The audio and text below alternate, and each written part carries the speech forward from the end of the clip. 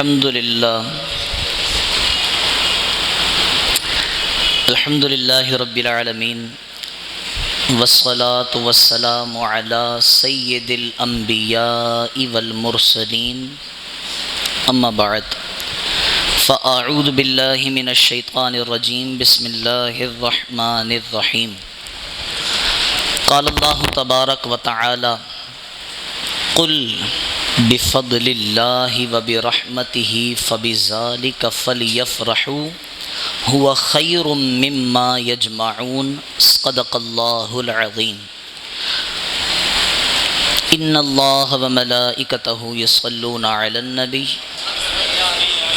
یا ایہا الذین آمنوا صلوا علیہ وسلموا تسلیما اللہم صلی وسلم علی سیدنا محمد قد ضاقت حیلتی ادرکنی یا رسول اللہ صلی اللہ تعالی علیہ وسلم مولایا صلی وسلم دائما ابدا علی حبیبک خیر الخلق کلہم یا رب بالمصطفیٰ بلغ مقاصدنا واغفر لنا ما مضى یا واسع الکرم غوث اعظم بمن بے سر و ساما مدد قبلہ دی مدد کعبہ و ایما مدد میرا خواجہ عطائے رسول ہے وہ بہار چشت کا پھول ہے وہ بہار گلشن فاطمہ چمن علی کا نہال ہے الحمدللہ اللہ رب العزت کا کروڑ احسان اور آقا دو جہاں صلی اللہ تعالی علیہ وآلہ وبارک وسلم کی بارگاہ میں لاکھوں کروڑوں درود و سلام جس رب کے فضل اور محبوب کریم علیہ السلام کی خصوصی عنایت سے ہمیں آج کا برکتوں فضیلتوں عظمتوں والا دن نصیب ہوا۔ اب میں ایک جملہ آپ سب سے کہنے جا رہا ہوں اور اس جملے کو سننے کے بعد آپ نے ایسے کرنا، سینہ چوڑا کر کے، ایسے چوڑا کر کے، اور پھر کہنا الحمدللہ۔ کیا کہنا ہے؟ کیسے کہنا؟ کہنا کیسے؟ جامع مسجد محمدی میں عشاقان مصطفیٰ سرکار کا میلاد منا رہے ہیں۔ الحمدللہ عشاقان مصطفیٰ جامع مسجد محمدی میں سرکار کا میلاد منا رہے ہیں۔ الحمدللہ عشاقان مصطفیٰ جامع مسجد محمدی میں سرکار کا میلاد منا رہے ہیں۔ اور عشاقان مصطفیٰ کو کسی دلیل کی ضرورت، تمہاری ایسی کی تیسی، بس بہت ہو گئی۔ عشاقان مصطفیٰ کو اب کسی دلیل کی ضرورت، بھائی کیوں دلیل کیوں ضروری نہیں ہے؟ کیونکہ ہم جتنے بیٹھے ہیں یہاں سے وہاں تک، اس کونے سے اس کونے تک، صحابہ کی سنت پر عمل کرتے ہیں۔ کس پر عمل کرتے ہیں؟ نہ صحابہ کو کبھی کسی دلیل کی ضرورت پڑی ہے اور نہ ہمیں پڑھنی ہے۔ کیوں؟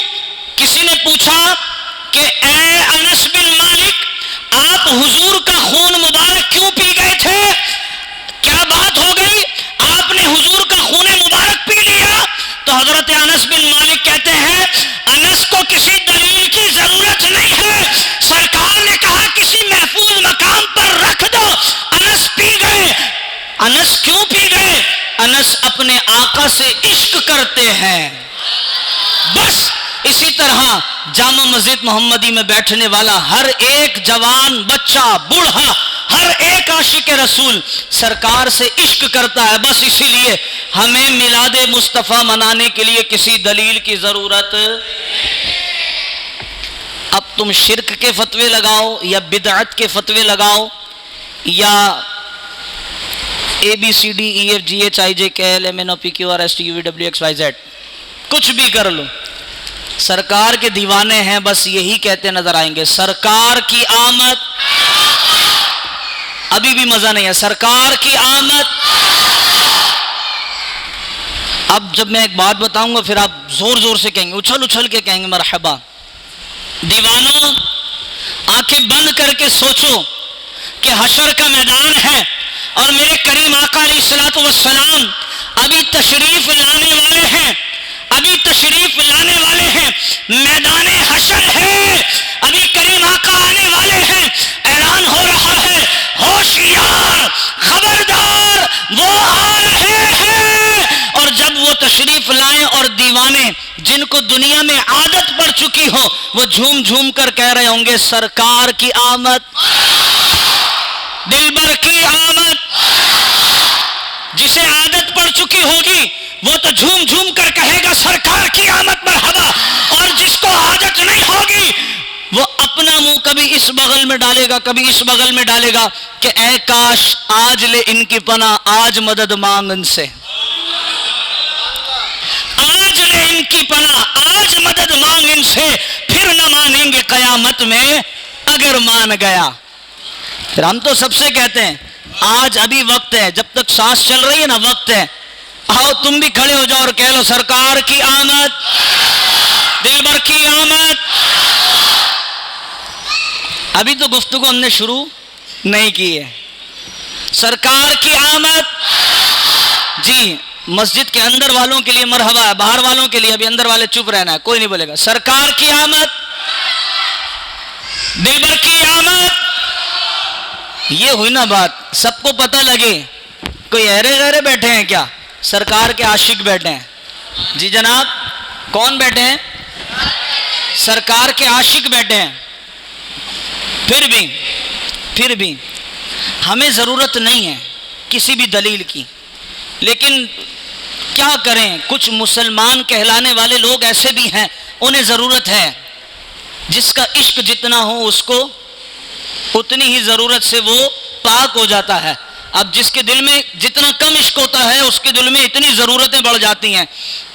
کسی صحابی نے منایا تھا، آپ کیوں منا رہے ہیں؟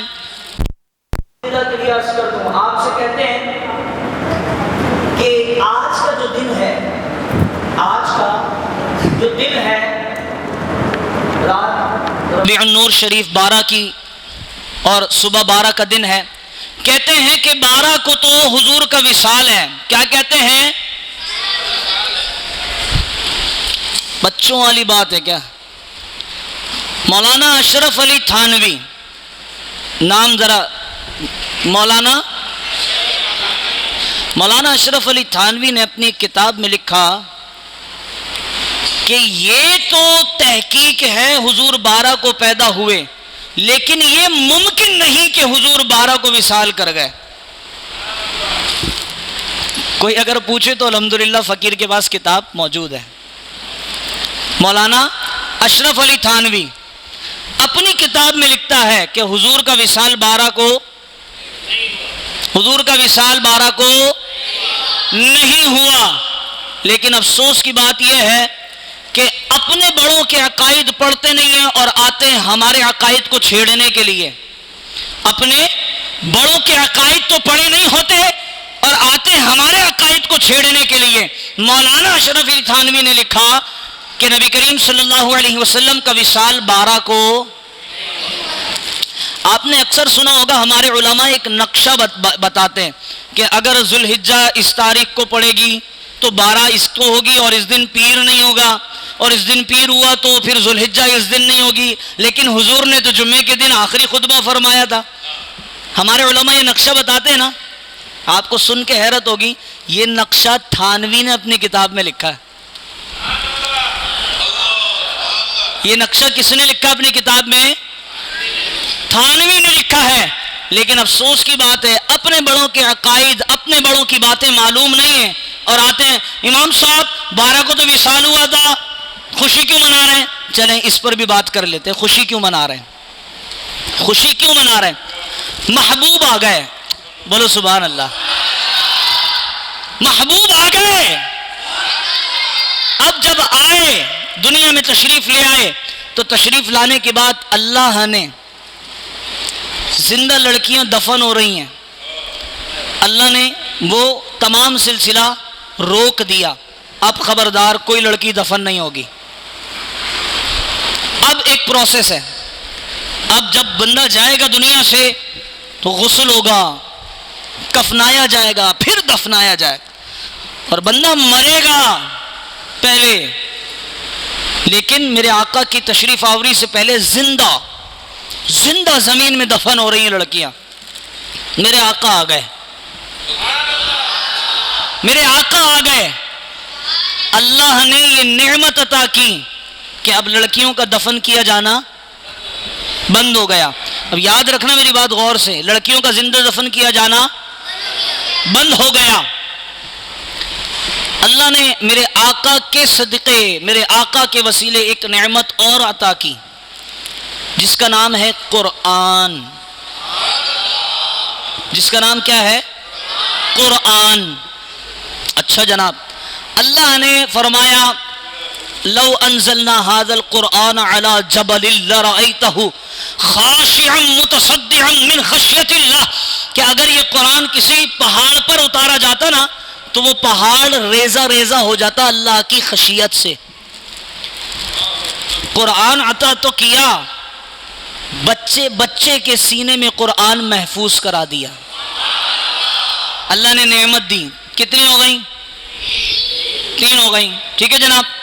اب یہ نعمتوں کا سلسلہ جاری ہے، اللہ بے شمار نعمتیں عطا کیے چلا جا رہا ہے، دے رہا ہے۔ اب یہ ساری نعمتیں ملی کب؟ جب حضور آ گئے، جب حضور آ گئے